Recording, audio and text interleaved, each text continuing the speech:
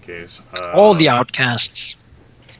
If Rilinid will actually end up reading Low in Elven to Zyn, and what he presumes at the time will be everyone else who's following. The lair of Skirthic and Azrak, outcasts but unbroken. They are welcome here. All others are food. How do they expect other people to read that if practically no one understands their language? Then smile slightly. More outcasts, apparently. There's a lot of them around, apparently.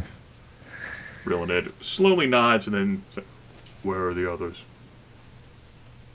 Then looks down the hole and doesn't see anyone climbing up. They seem to be scared of spiderwebs and or climbs. Rilinid lets out another sigh and signals the Zyn. Alauneari and Trislin might be family, but sometimes, just leaves it at that. Then agrees. Like he wants to punctuate it with something else and just, like his hands trail off. Then it's just going to take up a medium-sized rock and throw it down the hole, hopefully making it obvious. Medium-sized rock? Oh god, it's as big as The hole is now like plugged halfway down. I go, well, I guess Medium-sized, as in not a pebble, but like fist-sized rock, and throw it down the hole, hopefully signaling that they are supposed to follow. Yeah. Oh, there's a clank, blank, bloom, right? And Alauneari sort of look up and say, sort of, yeah, are you up there? Can't you just call? Then we'll throw another rock. So I suppose, she looks to Tristan. Do you think they want us up there, or what do you think they want to signal with that? All that noise. They certainly do not care to be silent anymore. Rilinid nudges Zyn to look away from the hole. Tristan looks at Alauneari. Maybe it's a game. She sort of raises her eyebrow. I highly doubt that. Maybe we're supposed to throw them back at them. While this highly intelligent conversation is going on downstairs, suddenly, from the darkness and webbing in front of them, two horrid creatures climb down from the roof, or hidden from inside the webbing. One of the creatures move a little bit forward and hisses, "Begone! We wish no traffic with the likes of you, drow." Then we'll signal to Rilinid asking if he wants to talk to them. And the comedic value of our family life, he'll sort of, I guess he'll step forward with, like, Zyn's, bow on the other side of him, and he'll begin an undercomment. We will leave, but first we have interest in a supply cache that was left here by our forebears. The spider looks at Rilinid. Your forebears do not interest us. Quirks his head. Is that so? You can make a sense motive check. Okay. Sense motive the spiders.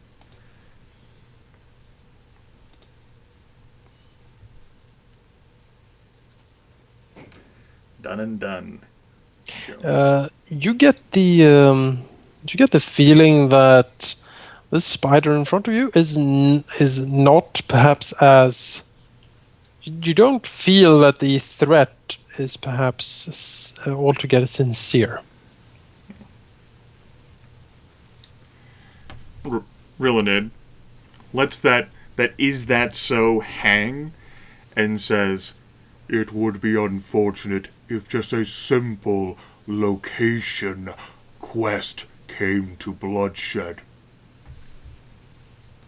Sort of like a sinister, like a threatening tone coming from behind the stone mask. Which is how I will excuse not being able to keep the monotonous tone.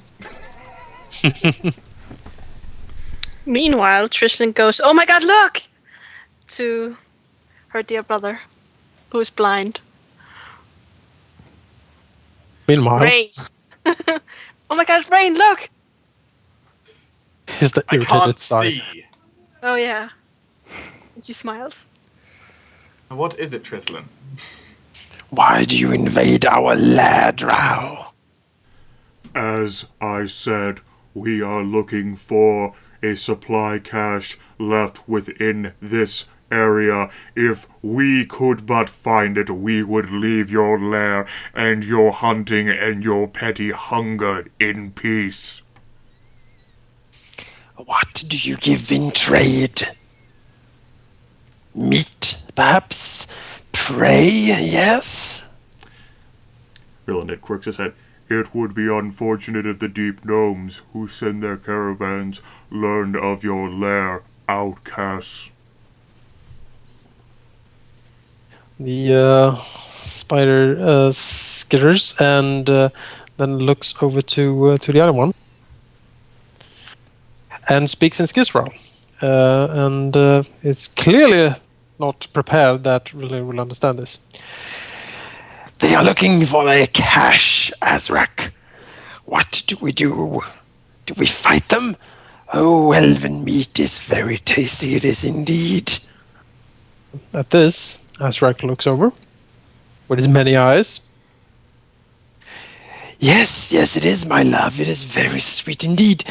But the drow, they are dangerous, my love, dangerous. Better to have them as allies, I think. Yes. At this, Skethic keeps looking over in. But can we trust them? What will they give us in return? The hunters are meager, my love, meager. To kill them, oh, we would have meat for days. Yes, but there might be more of them. I have heard talking and sensed tremors in the web, my love, yes. They seem to go on. Rilinid just offers an observation and says, there is the possibility of perhaps bringing on outside folks who are not drow yet possess great ability and skill. I mean, certainly not just the several drow waiting on the other side of this hole, but the 100-unit army under our command would greatly appreciate those with capability. The spider turns around. What do you suggest, drow? Rilinid sort of, just offers like a non-committal hand gesture, like maybe like he's talking to the ceiling, like, well, say if you were to help us locate the supply cache and maybe even possibly come along with us, there might be the possibility of not just gold, but the ability to sample meats that you would not otherwise be able to acquire here as you are starved, merely hoping that a caravan passes. Besides, if you are, as I said, outcasts, would you not hope to return home and maybe pay your former friends a visit? The spider Skethic hisses. Ah, the white spider banished us. Yes, she did. If we return, we will be killed. He sort of, clacks his mandibles together. But sampling the sweet meats, yes, that appeases us. The white spider, do I know anything about that, Jonas? Not really. It is the first you have heard of it. Okay, good thing I'm wearing a mask.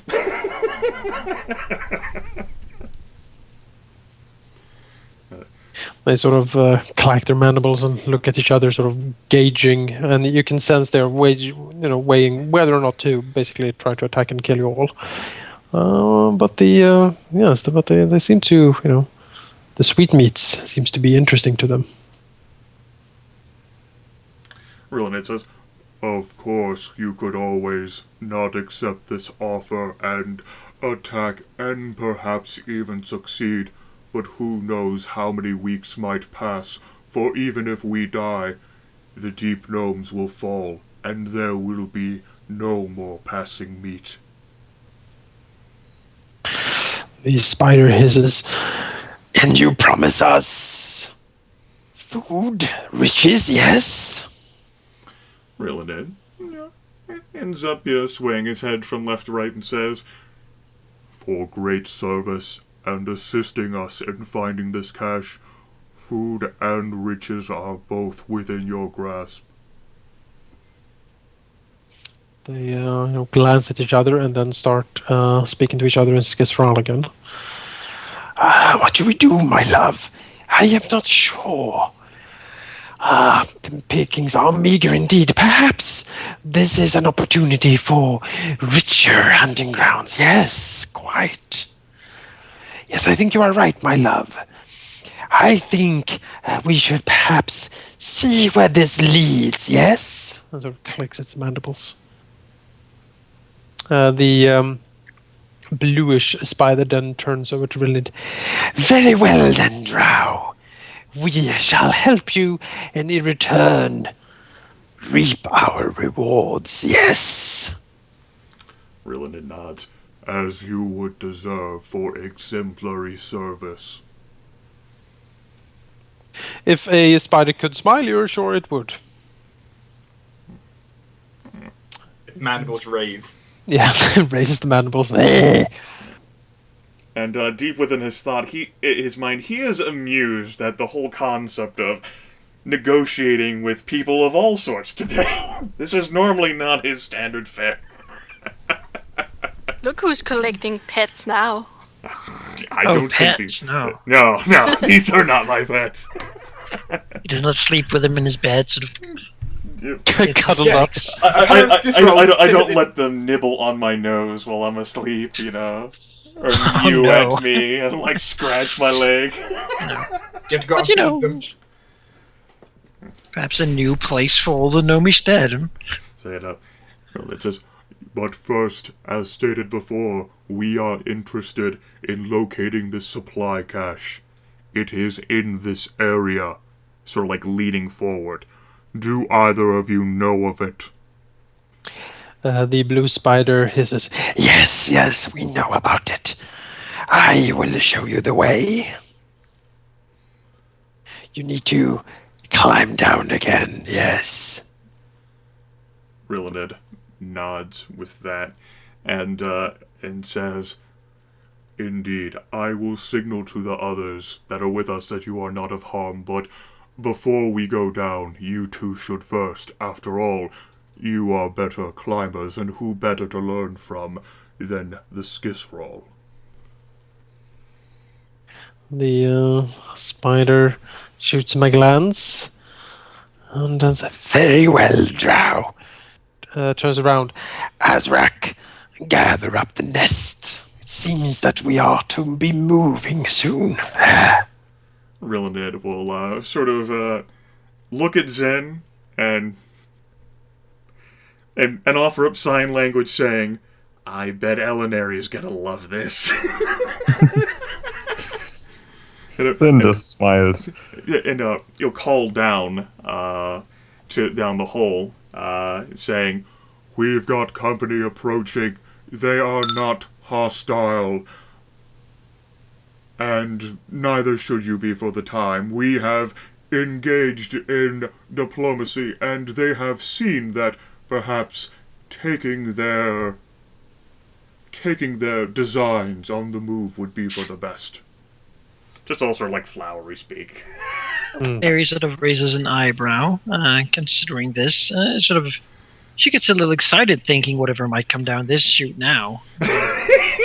What will be next? And as this thing crawls down, she is not disappointed. she grins, a wicked drow grin, sort of looking at this magnificent thing. The spider crawls down, and the gleaming red eyes and the sort of venom drips from the mandibles as it clacks it together. You get the unsavory feeling that it might actually be sort of drooling because it's like salivating looking at meals. Oh, Alauneari almost feels the same way. The potential in this thing, and she will tell Rain. I mean, she knows what this is, right? It's like a skisral. She has heard of the skisral. She'll tell him that it's one of the skisral, and it seems that our dear brother has indeed persuaded them that joining our cause would be beneficial to them. As I will make sure it is. The amount of surprise that appears in Rain's face. What do you think, Skisroll? The spider crawls down. She gives Rain a broad smile that is not, although Rain cannot see it. She seems very pleased with her brother, and is rather excited about this. The gnome was one thing. I mean, that's useful. These are just, having these, that is status. She looks forward to the army, to returning to the army with these. The spider glares at you. Well. So many drow. It sort of clacks his mandibles together again. And so handsome, yes. It sort of skitters close and sort of stops at arm's length, clacking its mandibles and moving its leg, sort of nervously looking at you. Alauneari sort of stands here, and she looks proud right now, trying to make her best, looking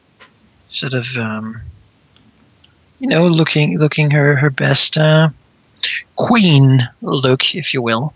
Mm-hmm.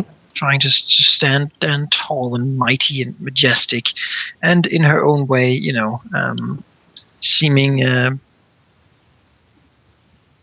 bit, as a drow queen should, having a look, a posture that promises pain to anyone who disobeys and reward to anyone who follows her. As she looks at the spider, says, "Yes, I may be fair to look at, but you are magnificent." She sort of looks at it, studying. Such potential, such combat prowess. I think we shall make good use of you. The spider clicks its mandibles. Oh, but you are too kind, drow. Yes, prowess indeed. The gnomes never knew what hit 'em.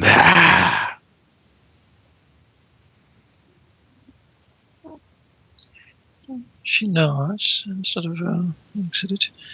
And what exactly did my brother tell you of us? How much do you know?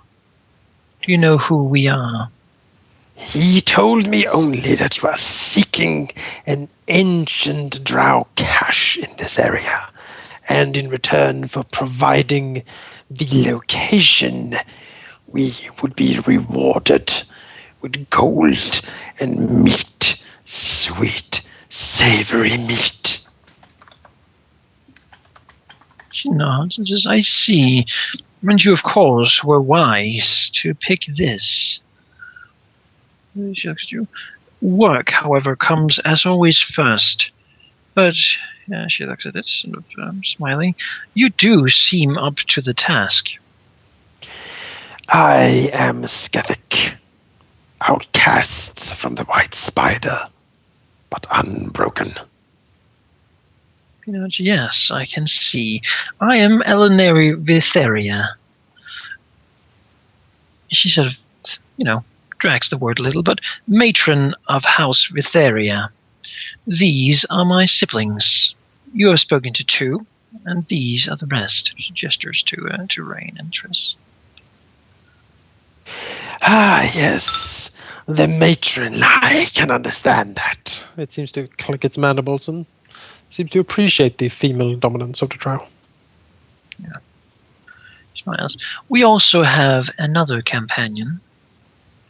She sort of looks to the mouth. She's staying outside at the moment. She is one of the deep gnomes. Companion, not slave. Smiles. Flexed mandibles. Wording is very important when dealing with these. She will become very useful in time, however. She might be a bit frightened of you. Understandably so, naturally. I will do her no harm if she is with you. Good. As long as you obey my command, you will be rewarded. Smiles. In our doings here, I can only imagine that we will glutton much sweet meat. She says. The spider clicks his mandibles. Oh, you make sweet promises, drow matron Vytharia. She smiles as being spoken to in this way. This is the kind of people she likes. The ever hungry spider that will rip and tear at anything at its whenever it gets the chance. That is exactly what she was hoping to find. This is surely this is better than the 100 soldiers. 2 spiders are better than 100. These are more the kinds of things she's been. And then they're blinded by the deep gnomes. Takes 4 sets of deep gnomes to blind them because all of the eyes. Deep gnomes only blind 2 eyes, apparently. I guess, if you have 8 eyes, alternate that's an racial advantage. trait, yeah. 3 eyes. It could be like a skis-roll racial trait. Yeah, it's like, must be blinded only through a combination of 4 deep gnomes. It says specifically here, yes. But I'm not a gnome. How do I blind them? You can't. I don't know about them. Are they like an actual race in the bestiary, or is this like something custom made for Throne of Night? The Skizral are rather unique to the Apasathir. In that case, yeah, that might be listed in the racial traits. Like maybe completely immune to blinding or something. Maybe. We don't know. At least Alauneari doesn't know, but she can imagine all kinds of cool things with these things. Absolutely. They look wonderful. As is her birthright. She looks to it and says, and you come alone? My lover, as you would call it, is gathering the nest, matron, as we are to move with you, as I understand it. Alauneari nods and says, good, it seems that the Skizral, as well as us, knows who should pack the nest and who should come talk. Indeed, matron, it is for the female to lead after all. Nest as in babies? I think it means like older stuff. So no babies? I mean, it's don't possible they think have an egg. I mean, I imagine they might have accumulated a few things that they like if they've been hunting caravans here for a while. Like A shiny gold coin. Whatever else. And that is perfectly fair to them. I mean, whatever they bring with them, as long as they can carry it, Alauneari is perfectly fine with it. Like 16 skeletons. I mean, if that's what they want. I'm kind of imagining the other spiders having this massive like ball of webs with all their goods in it. Pretty much. It's like a backpack of web. Alauneari will sort of nod at the spider again, and again, wait until her brother comes down. She would like, when they're in private next, she is anxious for briefing on how he managed this, and of course to tell him how great he's done, and that he's pleased her greatly. Well, she's sure he'll appreciate that. The spider shifts from side to side. Matron, then, shall I lead you to the secret cache? There will be no other obstacles in our way, I assume? I think not. We have killed most things that live in this area. Yes, good. Let me, for a second, though, speak to our gnomish slave. She will need to know how to react properly to this development. I believe she was part of a caravan you took care of. The spider sort of clicks like its mandibles again. Ah, yes, couple of days ago. She escaped, did she? Oh, how sad. You understand then that if she could escape one such as you, she will be very useful to us. Especially since she's agreed to, against her own kind, aid us. The spider moves from side to side. Ah, but so much sweet gnomish meat wasted by walking around and still alive. Sometimes we save it until, if it is useful, you can see it as an investment. But you need not concern yourself too much about that. Our plans are proceeding well, and you are a great addition to it. That's all you need to know. I will call for you. She walks out, squeezes out, and leaves Rain in front of them. Trisha goes, "Hey, Rain, there's not a giant spider in front of you." Call them spiders. It's like it sort of tentatively reaches out a leg and almost like tries to touch Rain, sort of caress him. Oh, it likes him. Dark, are you there? Rain, I just realized I was muted. But yeah, Rain, he turns as he hears, and if the leg reaches out, he'll notice. Even though he can't see, he'll try raising the shield in the general area he thinks is being pointed towards him at. Oh, don't be scared, Drow. It is just admiration, yes. Rain is very unsure how to deal with a giant spider. Branch bursting out of a hole covered with webbing.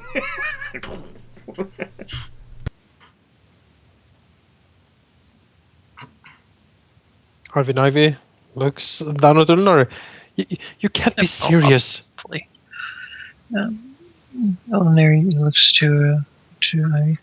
Says, I understand that you must be upset by this development. However, remind yourself of what I said earlier. Any can be useful in doing our goal.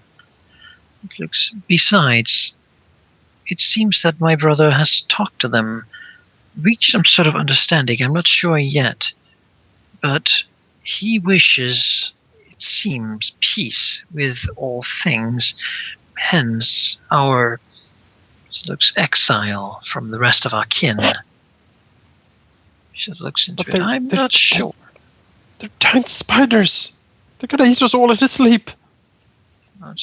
They would not dare. We have made sure of that. They will not harm you.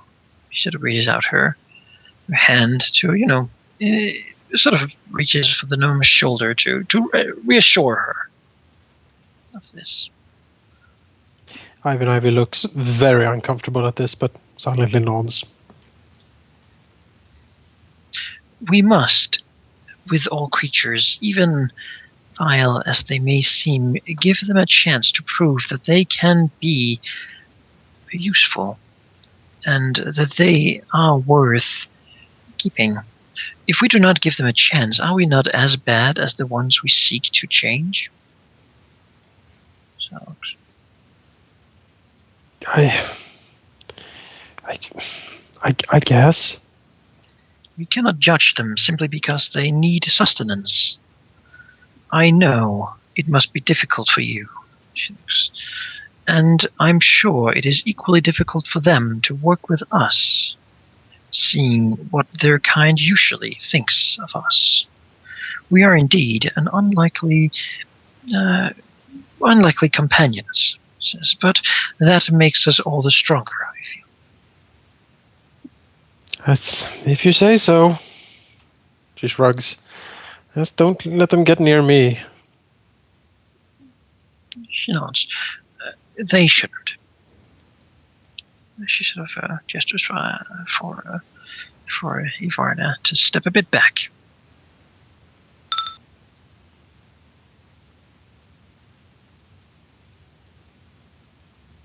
Why does the spider say that? Because it wants to hug you. Oh, hello.